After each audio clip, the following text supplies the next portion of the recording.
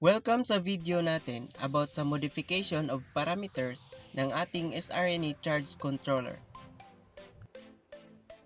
Ang parameter modification na ito ay applicable sa lahat ng ganitong series na SCC. So, ito yung gamit kong SCC. At ang setting ko dito ay ang default setting para sa battery ko, which is gel type na VRLA. Actually, ang sRNA ay may Bluetooth interface na kadalasang ginagamit sa pag-monitor at pag-modify ng mga operation parameters gamit lang ang ating cellphones. Pero kung wala pa tayong magagamit, ito ang pinakamadaling alternative. Itong mga sRNA series na ganito ay may default setting para sa 4 na klase ng batteries. May para sa sealed lead acid, gelled lead acid, open lead acid, at lithium-ion batteries. At ang panglima nito ay ang user-defined settings. In case na iba ang nakalagay sa specifications ng battery compared to the default settings.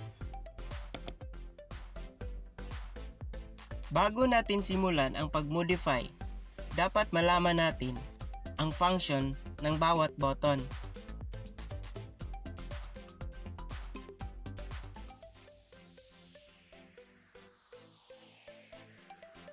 Makikita natin sa screen na nakaset sa default setting ng gel type battery itong charge controller. Para ma-modify, i-press at i-hold ang set key hanggang sa mag-blink ang icon.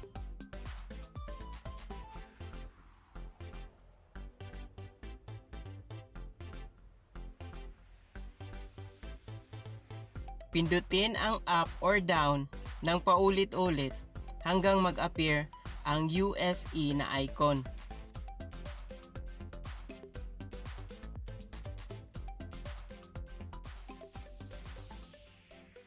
I-press ang set key para makapasok sa user-defined parameters. Press uli ang set key para ma-modify ang voltage system. Press na naman ang set key para makapunta sa equalization charging. Press lang ang up or down para ma-modify ang values. Press na naman ang set key para makapunta sa boost charging. Press up or down pa rin kung mag-modify ng parameters.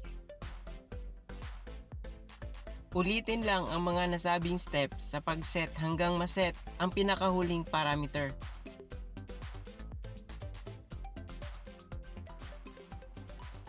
Para ma-save ang lahat ng ginawang modifications, i-press at i-hold lang ang set key.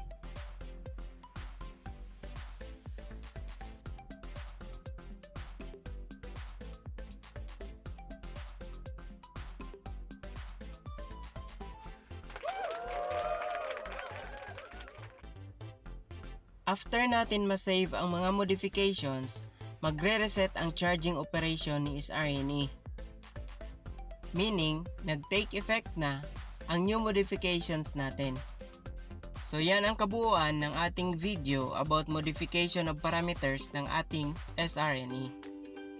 Para magiging updated kayo sa mga susunod pang videos na i-upload natin, please subscribe and hit the bell button.